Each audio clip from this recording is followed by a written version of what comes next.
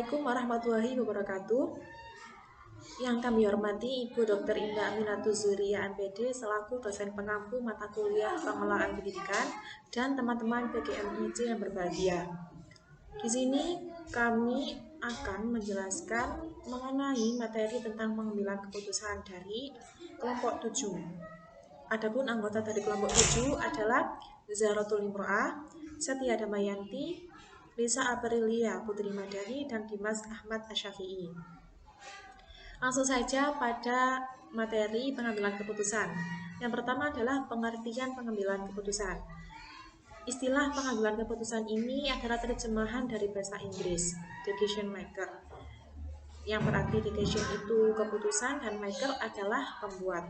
Adapun menurut para ahli, yaitu menurut Max, pengambilan keputusan merupakan pemilihan dari beberapa alternatif. Sedangkan menurut George R. Terry, pengambilan keputusan ialah pemilihan alternatif perilaku atau kelakuan tertentu dari dua atau lebih alternatif yang ada. Nah, alternatif yang ada itu apa saja? Alternatif itu meliputi keputusan ada kepastian, keputusan beresiko, keputusan ketidakpastian, dan keputusan dalam konflik. Keputusan bisa dibuat berulang kali secara rutin dan dalam bentuk persoalan yang sama sehingga mudah dilakukan keputusan. Nah, dengan demikian dapat dipahami bahwa pengambilan keputusan adalah memilih dan menetapkan satu alternatif yang dianggap paling tepat dari beberapa alternatif yang dirumuskan.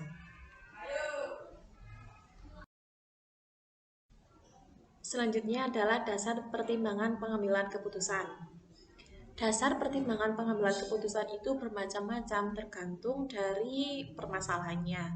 Keputusan dapat diambil berdasarkan perasaan semata-mata, dapat pula keputusan dibuat berdasarkan rasio. Selain tergantung kepada permasalahannya, pengambilan keputusan juga tergantung kepada individu yang membuat keputusan.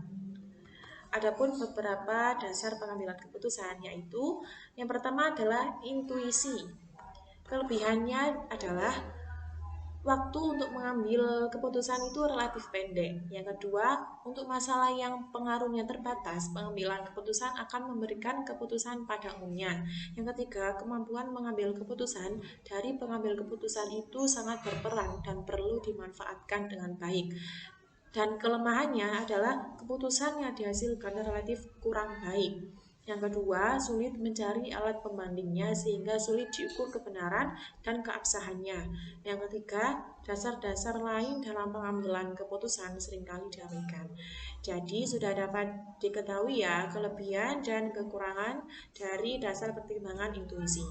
Dasar selanjutnya adalah pengalaman. Pengambilan keputusan melalui pengalaman memiliki manfaat bagi pengetahuan praktis, karena dengan pengalaman, seseorang dapat menduga masalahnya walaupun hanya dengan melihat sepintas saja.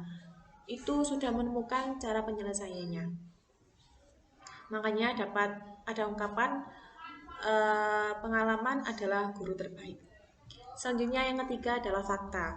Dengan fakta, tingkat kepercayaan terhadap pengambil keputusan dapat lebih tinggi sehingga orang dapat menerima keputusan yang dibuat itu dengan rela dan lapang dada. Pengambilan keputusan berdasarkan fakta dapat memberikan keputusan yang sehat, solid, dan enak. Yang ketiga adalah wewenang. Wewenang ini ada kelemahan juga ada kelebihannya. Adapun kelebihannya saya sebutkan adalah kebanyakan penerimaannya adalah bawahan, terlepas apakah penerima tersebut menerima secara sukarela ataukah secara terpaksa. Yang kedua, keputusannya dapat bertahan dalam jangka waktu yang cukup lama. Dan yang ketiga, memiliki otentisitas. Adapun kelemahannya adalah dapat menimbulkan sifat rutinitas. Yang kedua, mengasosiasikan dengan praktik diktatorial. Dan yang ketiga, sering melewati permasalahan yang seharusnya dipecahkan dapat menimbulkan kekaburan. Itu adalah kelebihan dan kekurangan dari wewenang. Dan dasar pertimbangannya terakhir adalah rasional.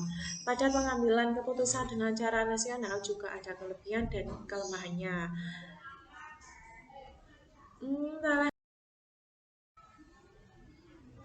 Adapun dasar pertimbangan pengambilan keputusan yang kelima adalah rasional. Adapun beberapa hal yang perlu diperhatikan dalam rasional adalah satu, kejelasan masalah. Artinya tidak ada keraguan dan kekaburan masalah. Yang kedua, orientasi tujuan dan kesatuan pengertian tujuan yang ingin dicapai. Yang ketiga, pengetahuan alternatif. Seluruh alternatif diketahui jenisnya dan konsekuensinya. Dan yang keempat adalah hasil maksimal. Pemilihan alternatif terbaik didasarkan atas hasil ekonomis yang maksimal.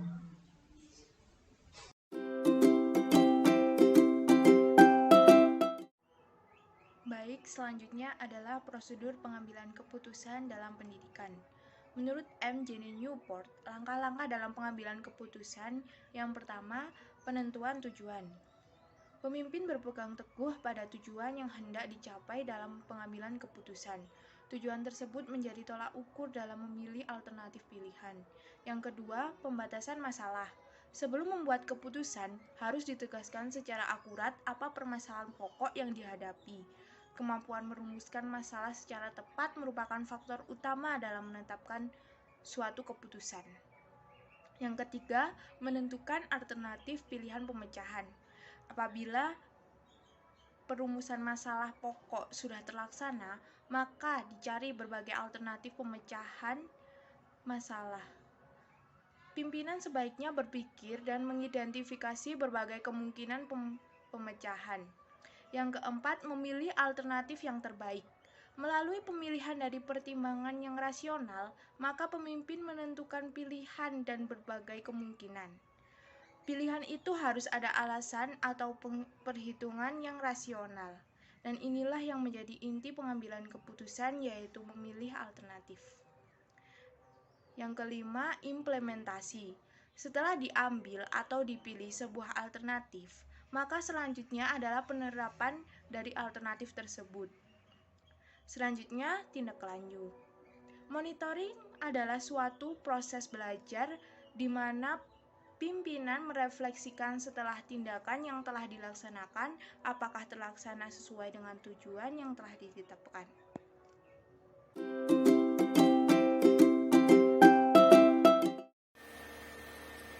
Baik, materi selanjutnya adalah prinsip pengambilan keputusan. Pengambilan keputusan mengenal berbagai prinsip dasar sehingga baik dalam tahapan perumusan maupun implementasinya, pengambilan keputusan tersebut memenuhi syarat sebagai alat manajemen yang dapat memberikan panduan bagi anggota dalam bertindak dan berperilaku. Adapun prinsip-prinsip tersebut adalah sebagai berikut.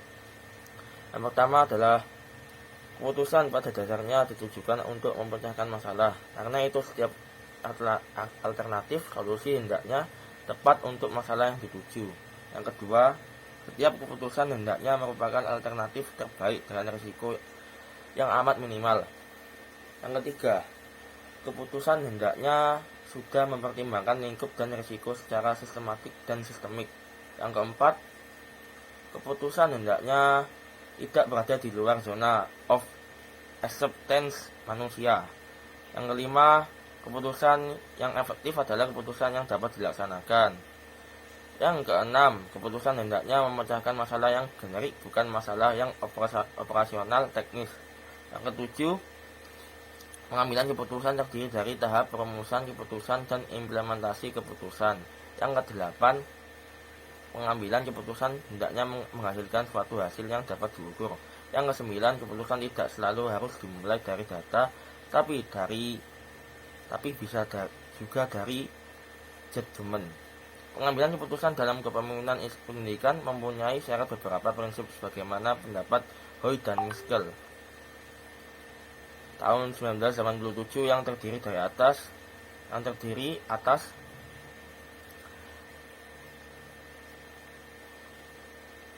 nomor 1, memperhatikan moral dan antusias anggota. Yang kedua, partisipasi. Yang ketiga, pemenuhan kebutuhan anggota. Yang keempat, rasa saling menghormati antar anggota. Yang ketiga, situasi dan kondisi. Yang keempat, peran dan fungsi pengambilan keputusan antara anggota dan administrator. Yang kelima, yang ketujuh, keadaan internal dan eksternal lembaga pendidikan. Yang kedelapan, pembatasan sifat masalah. Yang kesembilan, meminimalkan konsekuensi negatif dan memaksimalkan konsekuensi positif. Keseluruhan prinsip di atas dapat dijadikan dasar dalam setiap pengambilan keputusan. Dengan menerapkan prinsip tersebut, membuat pengambil keputusan dapat terhindar dari berbagai kesalahan dalam menggunakan pembuatan keputusan. Ini mengandung arti bahwa kekacauan manajemen yang seringkali disebabkan oleh pembuatan keputusan yang tidak didasarkan pada prinsip yang tepat dapat dihindari. Untuk pemaparan submateri berikutnya akan disampaikan oleh teman saya.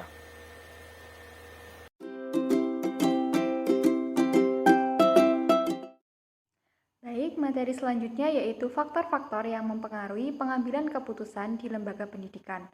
Unsur-unsur pengambilan keputusan terlebih dahulu harus dapat mengkaji dan mempertimbangkan mengenai tujuan pengambilan keputusan, identifikasi masalah, faktor-faktor intra maupun ekstra sekolah, serta sarana-sarana pengambilan keputusan. Oleh karena itu, kinerja yang efektif dari aktivitas sebuah lembaga pendidikan ditentukan oleh mutu dalam pengambilan keputusan, karena pengambilan keputusan adalah bagian integral dari peranan pemimpin lembaga pendidikan. Kepala sekolah sebagai pemimpin memiliki tanggung jawab menggerakkan seluruh sumber daya yang ada di sekolah sehingga melahirkan etos kerja dan produktivitas yang tinggi dalam mencapai tujuan. Keberhasilan kepemimpinan kepala sekolah dalam pelaksanaannya sangat dipengaruhi hal-hal sebagai berikut. Yang pertama, kepribadian yang kuat. Kepala sekolah harus mengembangkan pribadi agar percaya diri, berani, bersemangat, murah hati, dan memiliki kepekaan sosial. Yang kedua, memahami tujuan pendidikan dengan baik. Pemahaman yang baik merupakan bekal utama kepala sekolah agar dapat menjelaskan kepada guru, staf, dan pihak lain serta mengemukakan strategi yang tepat untuk mencapainya. Yang ketiga, pengetahuan yang luas. Kepala sekolah harus memiliki pengalaman dan pengetahuan yang luas tentang bidang tugasnya maupun bidang yang lain yang terkait. Yang keempat, keterampilan profesional yang terkait dalam tugasnya sebagai kepala sekolah yaitu pertama, keterampilan teknis, misalnya teknis menyusun jadwal pelajaran dan memimpin rapat. Yang kedua, keterampilan hubungan kemanusiaan, misalnya bekerja sama dengan orang lain dan memotivasi guru dan staf. Yang ketiga, keterampilan konseptual, misalnya mengembangkan konsep pengembangan sekolah, memperkirakan masalah yang akan muncul dan mencari solusinya. Dalam pengambilan keputusan tidak akan terlepas dari faktor-faktor yang mempengaruhinya. Menurut Eti Rohaiti, faktor-faktor pengambilan keputusan antara lain sebagai berikut. Yang pertama, kedudukan kepala sekolah sebagai pimpinan tertinggi di sekolah dan bertanggung jawab atas jalannya pendidikan. Yang kedua, masalah yang diputuskan, apakah masalah di dalam sekolah ataukah masalah di luar sekolah seperti kebijakan pemerintah. Yang ketiga, melihat situasi di dalam dan di luar sekolah sehingga keputusan itu tidak mengakibatkan hal-hal yang lebih buruk. Yang keempat, kondisi yang memungkinkan keputusan itu dikeluarkan dengan melihat faktor-faktor yang ada. Yang kelima, tujuan dari pengambilan keputusan diperhitungkan dampak internal dan eksternal sekolah. Ada juga pendapat lain mengatakan bahwa faktor-faktor yang mempengaruhi pengambilan keputusan antara lain sebagai berikut. Yang pertama, keadaan internal organisasi. Keadaan ini bersangkut paut dengan apa yang ada di dalam organisasi tersebut yang meliputi dana, keadaan sumber daya manusia, kemampuan karyawan, kelengkapan dari peralatan organisasi. Yang kedua, keadaan eksternal organisasi. Keadaan ini bersangkut paut dengan apa yang ada di luar organisasi seperti ekonomi, sosial politik, hukum, dan budaya. Yang ketiga, ketersediaannya informasi yang diperlukan. Informasi yang diperlukan mempunyai sifat yang pertama akurat, up to date, komprehensif, relevan, dan memiliki kesalahan yang kecil. Yang terakhir, kepribadian dan kecakapan pengambilan keputusan. Kepribadian dan kecakapan meliputi kebutuhan, inteligensi, keterampilan, dan kapasitas penilaian. Sekian dari kelompok kami. Apabila ada kurang lebihnya, kami mohon maaf. Wassalamualaikum warahmatullahi wabarakatuh.